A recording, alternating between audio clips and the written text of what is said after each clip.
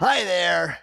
It's Tom and Tom doing our regular podcast thing. We missed yesterday uh, because we were both in the middle of some more personal projects that took us away from our usual little gathering.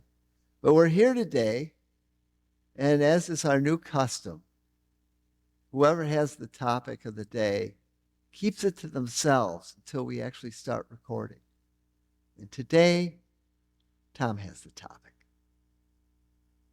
Yeah, and the topic is really a practical tip, especially if you're leveraging AI already in meetings. So a lot of people, when they're meeting at work, there's at least one person working remotely, so they zoom in. So someone hits record. Occasionally, I do meetings where we're all in person, and I open up Zoom, and I just hit record. the to get the AI transcript. I'm sure there's other ways to do it, but I'm paying for Zoom and I know where it's stored. And I want to. Today's tip is how to get way more value out of that transcript than likely what you're doing. Because what most people do with that transcript is they use it to type up a great set of meeting minutes and action items. Yeah. And that, by the way, is worth it. Like it's worth it for that feature. But that's not really what we're about with intentional culture and wildly successful. So I'm going to tell you another thing you can do with that exact same transcript that you use to type up a great set of meeting minutes and action items.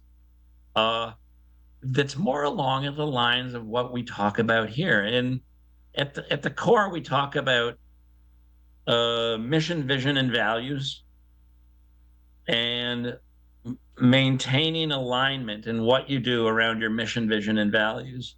And you may write some additional things. You might develop a strategy. You might have some principles. You might have short term goals and objectives. And you might even list ways of working. So you have your mission, vision, and values. You have some of these other things that you maybe think about, uh, as opposed to just asking your AI to look at your meeting transcript and type up a nice set of notes. I'm going to add an additional prompt you can put in. Ah. Reading our, still produce your notes or whatever you want, action items. But then say, hey, reading our strategic alignment documents, whatever those are. You and I at least say mission, vision, and values, but you might have OKRs, you might have goals, you might have ways of working. You might even have decision white, right? So other things you've written that you write once and no one ever reads. Maybe if you're in a company that Tom and I founded because we're so big on them, we'll put the values and stuff up on the wall to force you to at least read them when you're walking down the hallway. But here's the prompt you can put into your AI. Do an analysis of the meeting we just did and give a summary as to things that we did or said and how in alignment they are with our mission, vision, values, and other Yeah. strategic documents. Yeah. It's funny as I listened to you explain this, and I was trying to second guess what you might do extra with the AI. I, I came up with a different sort of meta question, Yeah. which was go through the transcript of the meeting, find any action items that we didn't record that maybe we should have, and take all the action items that you discover and assign them some sort of return on investment that might help us decide which of those items we should do first. Very nice.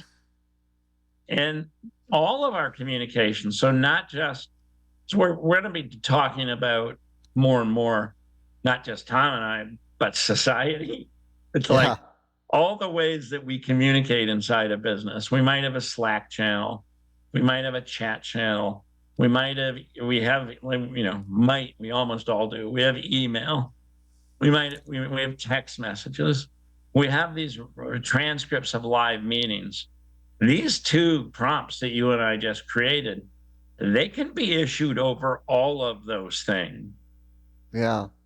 If True. at the heart of what we're looking for is alignment, and it's easy for us to gloss over or miss those things in the day, just the barrage of text messages and emails and live meetings.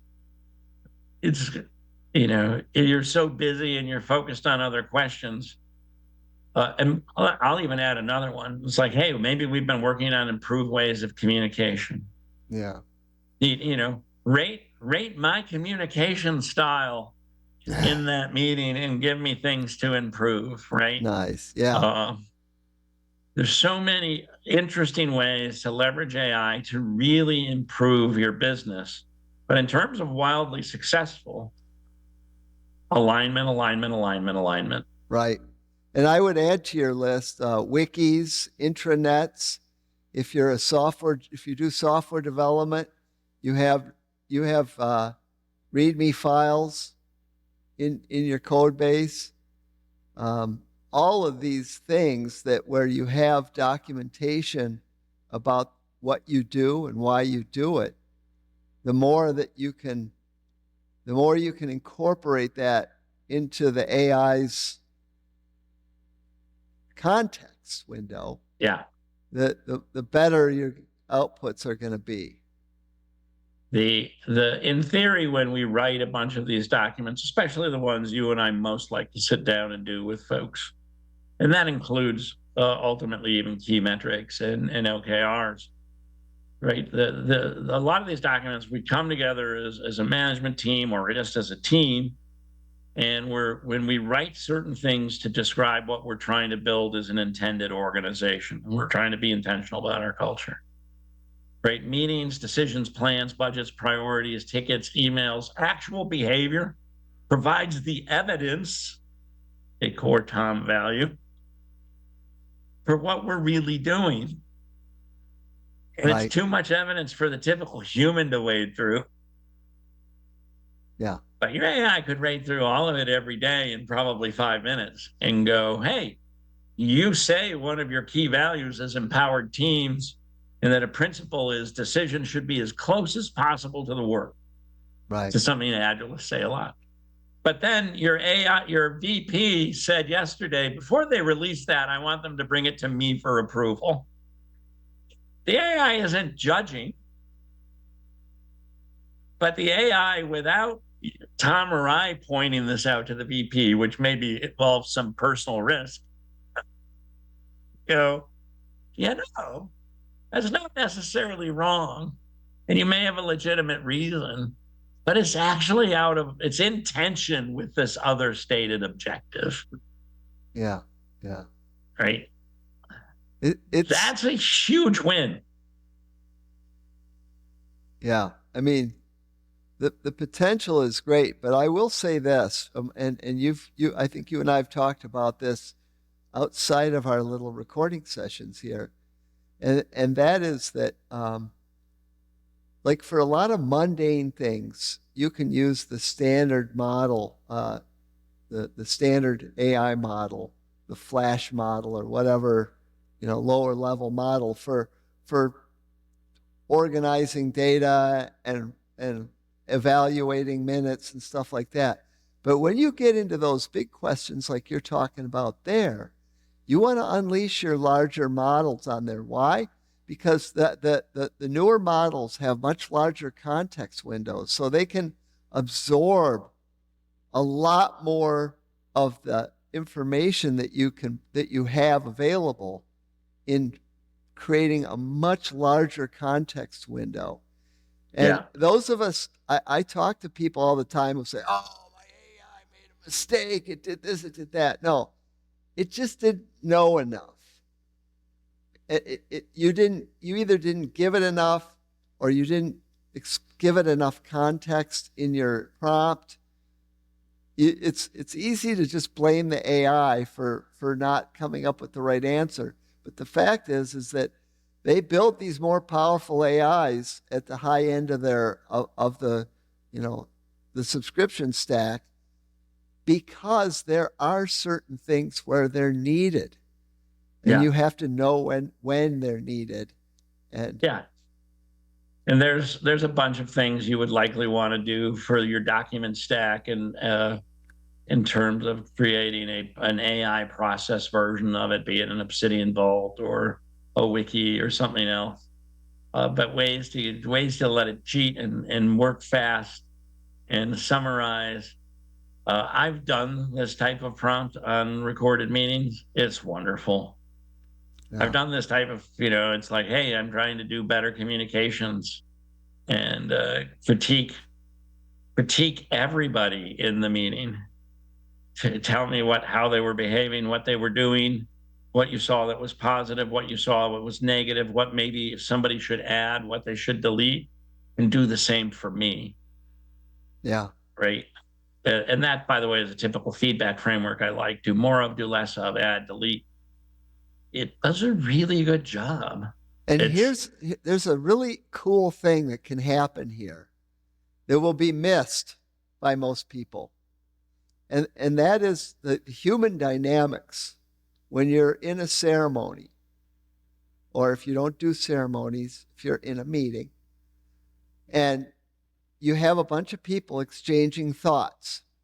And there's always going to be some people in that room who don't have the influence of other people. There could be people in that meeting who are considered outcasts, people that have fallen out of favor for some reason, and the ideas that they offer up are often dismissed Yeah, summarily even by if they're brilliant. someone else in authority without any depth of discussion. Now that's a shame in and of itself, because the AI can't fill in the discussion you didn't have because you dismissed somebody's idea too quickly. But just having the idea there and turning an AI loose that doesn't know all of those personal dynamics, you might find out that some of the things that you just blew past and didn't think were important, the AI disagrees with you on. And it Yeah, disagrees because it has a broader context, because it looked at the wiki and it read the README files and it reviewed the emails and the Slack channel, and it said, no, that guy is spot on. yeah. And we're gonna see. There are We'll do other videos on this, but I just thought it'd be fun to do a really practical. You're already hitting record, and sometimes if you're doing live meetings, it's easy enough to do. Ask everyone's permission and just open up your Zoom and hit record, or your Microsoft Teams. Take Right, that transcript and do more interesting things with it than meeting minutes. It's good ceremony. right. Thank you, COVID. You got us all in the habit. That's right. Uh, If it weren't for COVID, we'd be going, turn that thing off. and Oh my that's goodness. that was my topic for today. A fun one. I have another fun one for another topic for another day too. Great. And I have a follow up for this on different types of prompts and how to even graphically represent meetings. We'll save that for future sessions. Oh Which my goodness. means if you want to see those future sessions, what do they have to do, Tom?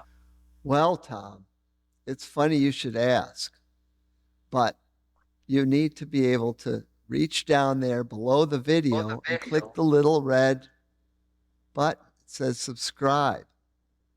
That button will ensure, now you can even click the little bell, and then you'll even get notified when we drop videos. But we're pretty regular about this. We try to be. And so, just if you subscribe, you'll get these videos in your feed on YouTube. And meanwhile, if you enjoyed this, give us a like, and I'd love to hear your comments about how you're using AI to enhance your meetings.